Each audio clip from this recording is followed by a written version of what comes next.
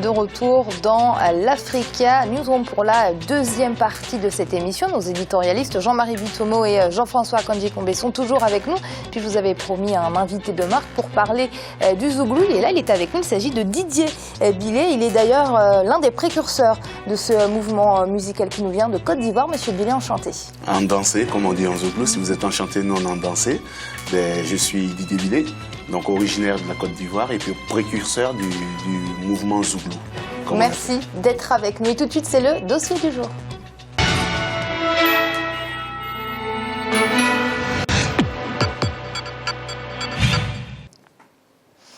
La musique Zouglou est un marqueur fort de l'identité musicale. En Côte d'Ivoire, il relate les réalités sociales diverses vécues par la jeunesse ivoirienne et porte tantôt des messages humoristiques, tantôt des messages politiques. Né dans les années 90, peu auraient parié sur ce style musical et pourtant aujourd'hui, le Zouglou fait même danser au-delà des frontières ivoiriennes. Focus avec ce reportage de notre correspondant Olivier Conan. Ça a commencé il y a plus de 20 ans, et c'est vrai que nous on n'était pas présents. Le Zouglou est aujourd'hui l'une des musiques les plus populaires de Côte d'Ivoire. La plupart des artistes et groupes musicaux du pays font le Zouglou. Sa notoriété a dépassé les frontières avec le succès du groupe Magic System, amené par son leader vocal Assalfo. À l'instar du rap aux États-Unis, le Zouglou est une sorte de poésie urbaine et nouvelle. Créé par les étudiants de l'université de Cocody à Abidjan dans les années 1990, le Zouglou était la caisse de résonance artistique des revendications académiques et sociales des étudiants. Quelle est l'importance de la musique Zouglou en Côte d'Ivoire? Qu'est-ce qui fait le succès de cette musique? Le Zouglou peut-il s'imposer durablement sur le marché international en restant authentique? Pour les mélomanes, le Zouglou est la musique qui reflète le mieux la société ivoirienne et sa jeunesse. C'est l'explication de son succès que beaucoup avaient prédit éphémère, mais qui résiste à l'usure du temps et au retrait de la scène de ses porte-flambeaux historiques. C'est une représentation musicale qui a une identité. Ce n'est pas toujours été le cas. Ça a été d'abord un mouvement de protestation sociétale, un mouvement de revendication communautaire qui était d'abord appuyé sur une base estudiantine avant d'être récupéré par les laissés-pour-compte de la société ivoirienne. Sinon, au départ, ce n'était pas vraiment de la musique parce que ça s'adossait sur des pas de danse, sur des mouvements chorégraphiques et puis sur des revendications sociales, des textes à plainte en fait, des compassions, des protestations sociales. L'importance du Zouglou se mesure à sa capacité d'adaptation aux mutations de la société ivoirienne. Musique engagée, le Zouglou tire son inspiration des faits de société mais également des longues années de crise que le pays a connues. Les crises économiques et politiques sont devenues les sources d'inspiration des textes des artistes Zouglou. C'est un phénomène de société, une manifestation de créativité qui passe à la fois par la parole et la musique. Même si ce n'est pas un genre musical spécifique, on reconnaît le Zouglou à partir de son lien avec ce qu'on appelle le woyo, qui était une musique d'animation. Donc il est possible de définir le Zouglou comme un phénomène social et précisément culturel qui s'appuie à la fois sur la parole et sur la musique. Le Zouglou est resté en haut de l'affiche par la propension des artistes à se produire sur des thématiques collant en réalité de la population. À l'humour, l'ironie et l'autodérision, les artistes Zouglou ajoutent désormais les prestations en live. La piraterie réduisant les recettes tirées de la vente des œuvres, les représentations sur scène constituent une source de revenus prépondérante. Tous ceux qui viennent à nos prestations nous donnent envie de continuer. On a envie de se faire connaître. On a envie de parcourir plus loin que notre pays, parce qu'on est en train de parcourir le pays aujourd'hui. On a envie de sortir un peu et d'apporter aussi notre pierre à l'édifice que nos dévanciers, tels Magic System et autres, sont en train de monter là-bas, c'est-à-dire faire parler de la culture de notre pays. On a envie de suivre leur chemin, de se faire connaître un peu partout. L'un des reproches faits aux Zouglou, c'est qu'il ne serait pas une véritable musique, mais plutôt un genre musical. Une critique fondée sur le manque de formation de beaucoup d'artistes Zouglou. Leur succès serait le fruit du travail d'arrangeurs talentueux comme David Tayoro, Olivier Blé, Koudou Athanase, Honoré Kakou ou Feu Marcelin Yassé. Le Zouglou fait partie du fast-food musical, du prêt-à-porter, c'est-à-dire du prêt-à-écouter aussi. On peut faire un album, un single en une journée. C'est ce que propose le Zouglou. Il y a des artistes qui sont rentrés, j'en veux pour preuve, je me souviens quand j'interrogeais Yodé des Cocos, avec le groupe s'appelait MIC. C'était les initiales de tous les chanteurs. Ils ont dit, on a commencé le matin, on a fini vers le soir, le lendemain c'était prêt. C'est des albums faits dans la précipitation. Mais que demande le public? Le public aussi était pressé d'écouter ces choses-là. Malgré les critiques, le zouglou s'est imposé comme un bon filon pour les producteurs de musique. Ces derniers sont plus intéressés par le potentiel de vente des albums que les qualités artistiques des chanteurs. Au plan commercial, ça se comporte très bien. Parce que si c'est bien rythmé, tu vends bien ton produit. Tu peux faire peut-être facilement 5000 CD dans le mois quand c'est bien écouté. C'est bien, ton produit est bien fini. C'est mieux comme les Yabongo. Ouais, aujourd'hui, il gagne sa vie par le zouglou. Le zouglou est incontestablement une musique qui compte aujourd'hui en Côte d'Ivoire.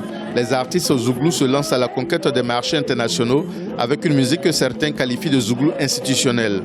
Un objectif qui constitue un danger pour l'originalité et l'authenticité du zouglou. Ceux qui achètent les produits culturels continuent d'acheter pour appuyer les producteurs nationaux. Si on ne le fait pas, c'est le zouglou institutionnel appuyé de l'extérieur qui va l'emporter, qui va chercher à s'imposer à nous. Et donc, je pense que toute société a besoin d'une dimension institutionnelle, mais a besoin d'une dimension critique pour que tout puisse être apprécié dialectiquement, afin que la société aille de l'avant pour renforcer l'unité nationale, pour renforcer la paix, mais aussi pour créer les conditions, j'allais dire, qui vont permettre à la démocratie de s'enraciner. Depuis la sortie du premier album de Zouglou en 1990 par le groupe Les Parents du Campus, cette musique urbaine a conquis la Côte d'Ivoire au point de constituer aujourd'hui un élément important de son identité culturelle. Le danger pour beaucoup, c'est que le Zouglou perde son originalité en voulant s'internationaliser. Il s'agit de trouver l'équilibre entre les influences étrangères et le socle originel pour faire du Zouglou une musique qui traverse le temps en restant toujours authentique et dans l'air du temps.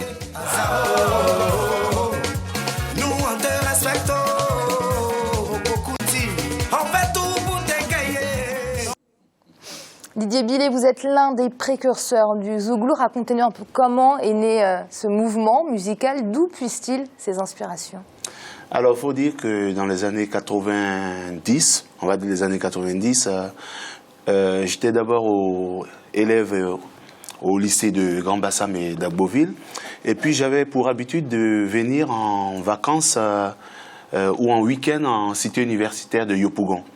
Et à la cité universitaire de Yopougon, pas comme à Cocody, comme ça avait été dit mentionné dans le reportage, à la cité universitaire de Yopougon, il y avait un style, une façon de parler, une façon de s'exprimer, une façon de danser que les étudiants de cette cité-là ont appelé le zouglou. Alors les précurseurs, les créateurs de ces pas-là sont Opokunti, Bruno Porquet et Yo Christi, Gogwa Christian, et qui avaient une façon de danser. Alors à la base, le zouglou, c'était dans la gestuelle. C'était nous n'avons rien, nous sommes démunis, donc nous demandons, nous implorons, nous sommes fatigués, et c'était ça. C'était la traduction des problèmes qu'on avait par la gestuelle. Et puis après l'obtention de mon bac en 90, le brevet d'accès au campus, j'ai tout fait pour intégrer la cité universitaire de Yopougon. Alors qu'avec un bac scientifique, un bac C, je devais être à Cocody, c'était un peu trop cadré. Moi, je voulais aller dans l'ambiance facile de Yopougon. Donc, je me retrouve à Yopougon en sciences économiques. Et là, j'arrive pour la première fois avec mon djembé, mon tam-tam, parce qu'il faut savoir qu'avant ça, je viens avec mon bagage d'animateur, de faiseur d'ambiance qu'on appelle le wayo au lycée. Mais seulement, dès qu'on avait le bac, on avait toujours l'impression qu'il fallait, on était plus proche de la vie active, qu'il fallait arrêter tout. Et moi, j'ai pris sur moi, en tant qu'incancre, d'aller sur le campus avec mon djembé. Et tous ceux qui avaient cette fibre un peu de wayo, d'ambiance en eux, ils venaient me retrouver les vendredis soirs, les samedis soirs autour de mon djembé et je tapais. Petit à petit, ça faisait renaître les anciennes passions que les gens avaient depuis le lycée classique, ce qu'on appelait l'ambiance facile, le wayo et tout ça, et on commençait à chanter. C'est ainsi que les étudiants que nous étions à ce moment-là avons décidé de sortir notre façon de vivre, notre expression gestuelle, notre culture, ce qui nous faisait à Yopougon, parce que c'était à la base à Yopougon. Et j'ai eu donc l'ascension des deux créateurs que je vous ai cités, Yo Christi et Opokunti, pour vendre, comme on dit, pour lancer le mouvement Zouglou. C'est ainsi qu'on a fait le groupe Les Parents du Campus, qui a été le premier groupe, le groupe le plus vendu, qui a connu une ascension fulgurante en Côte d'Ivoire que je pense que personne n'a encore atteint, même pas, avec tout le respect qu'on doit à Alpha Blondy, même pas lui. Ça a été vraiment un phénomène sociétal. Mais c'est arrivé en même temps, il faut savoir, avec l'avènement du multipartisme. Donc du parti unique, on passe au multipartisme, et donc avec les revendications à la base, le Zouglou était notre façon à nous de décrier les problèmes que nous avions, l'état de promiscuité dans lequel nous vivions en cité universitaire. La cité universitaire était prévue pour 7000 étudiants à la base. Quand nous sommes arrivés en 90, il y avait 21 000 étudiants. Déjà, il fallait trouver où dormir et le soir, et le matin aller au cours. Donc on essayait de pallier au plus pressé. Alors ceux qui venaient squatter, par exemple, les chambres la nuit, disparaissaient le matin parce qu'on ne savait pas qui était qui. On les appelait les Cambodgiens. Parce que le Zouglou a fait beaucoup de syllogismes. On les appelait les Cambodgiens, comme à la guerre du Cambodge. Le matin, tout le monde était de bons paysans et le soir, des redoutables guerriers. Et c'était ça, les Cambodgiens, on s'appelait les parents parce qu'on n'avait pas besoin de savoir de qui, d'où tu étais, de quelle ethnie tu étais, et ceci, cela. Il faut se dire que le Zouglou est beaucoup dans ce qui est pour la cristallisation de la jeunesse ivoirienne. Parce qu'à la base, en Côte d'Ivoire, il n'y avait qu'une seule université, elle était basée à Abidjan.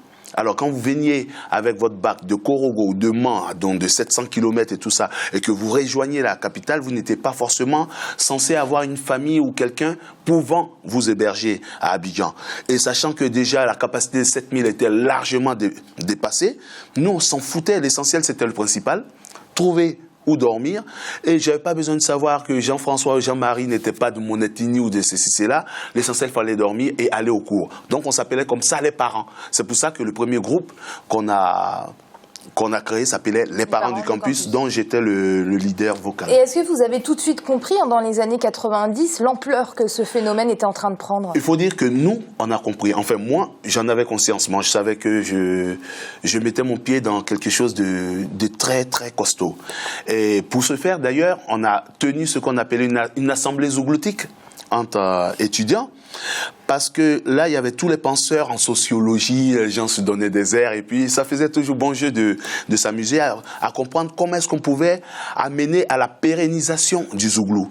Parce qu'il faut savoir que dans ces années-là, la Côte d'Ivoire était la plaque tournante de la musique africaine, et qu'aucun grand chanteur africain ne passait à l'international sans passer par la Côte d'Ivoire. Il y avait les Salif Keïta, les Youssou N'Dour, Kofi Olomide, même les grands Kassav étaient obligés de passer. Alors les gens se sont dit, et beaucoup aujourd'hui, je suis content de voir que des gens disent « Ah oui, le Zouglou, c'est l'identité culturelle ivoirienne ». Je suis bien content, mais il n'y avait pas une seule personne, même pas un journaliste. Ils étaient encore rares à penser que le Zouglou pouvait... Peu auraient parié sur le Zouglou à l'époque. Peu auraient parié sur le Zouglou. Et nous, pour cela, d'ailleurs, on s'est dit, il ne faudrait pas que ce soit un effet de mode. Et prenant conscience de ça, moi, par exemple, je me suis interdit de dire de quelle ethnie j'étais. C'est-à-dire qu'il y a eu pendant 2 ans, 3 ans, 4 ans, et même jusqu'à présent, 25 ans plus tard, 26 ans plus tard, il y a des gens qui ne savent pas de quelle ethnie je suis. Parce que je chantais en bété, en français, en djoula. Ça fait que toute la jeunesse ivoirienne s'est retrouvée dedans. C'est-à-dire qu'il n'y avait même pas un problème d'ivoirité. Hein. Je vous parle de 90. En 90 déjà, on savait que ça devait être le mouvement qui devait fédérer les choses. Et c'est vrai qu'on parlait des problèmes des étudiants. Et après, il y a eu des ramifications. Donc, il y a eu les potes de la rue qui ont chanté des problèmes de la rue.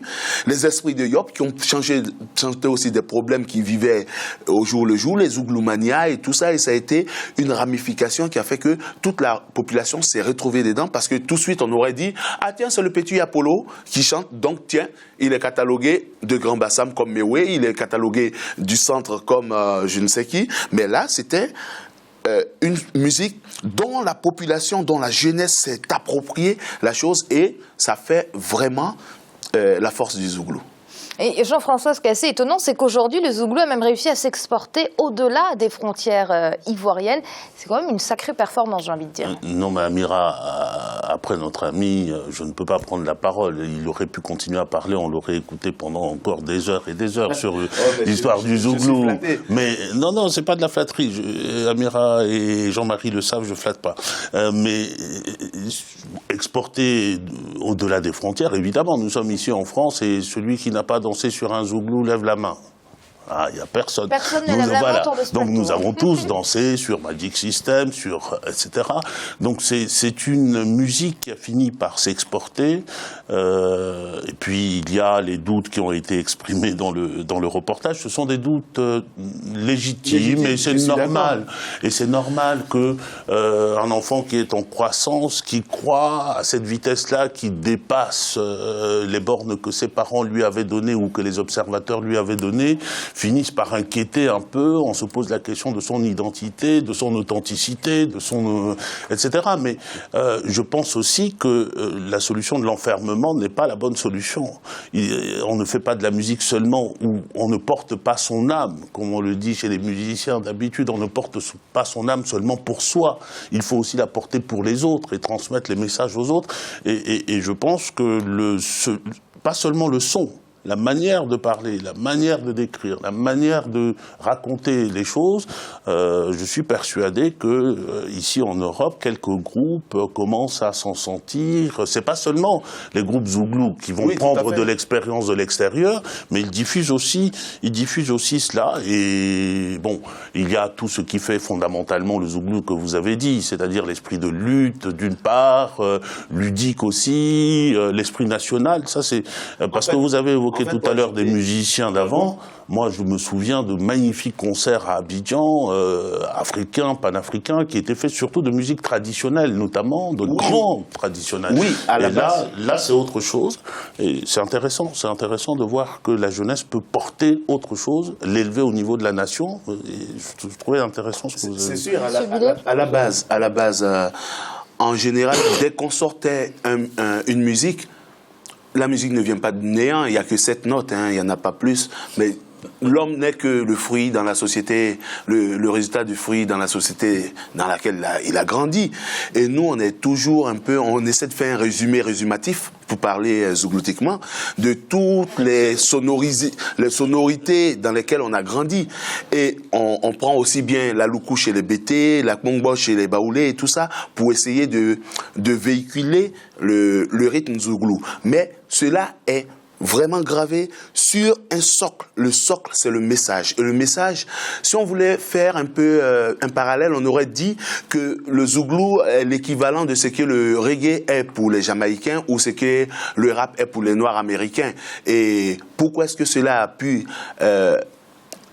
on va dire contaminer la sous-région africaine d'abord et l'Occident positivement, c'est parce que... Très rapidement, Monsieur Billet, c'est bientôt l'heure de cette deuxième partie. Mais c'est parce que le Zouglou a le même problème en Côte d'Ivoire, au Bénin, au Togo et partout. Et tant qu'il y aura des problèmes sur la planète, le Zouglou vivra.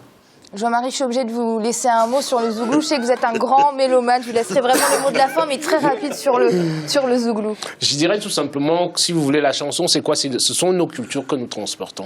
Non seulement nos cultures, nous véhiculons un message. Un message, c'est-à-dire, comme il vient de le dire tout à l'heure Didier, ça veut dire qu'un chanteur, il vit dans un environnement. Il exprime son environnement.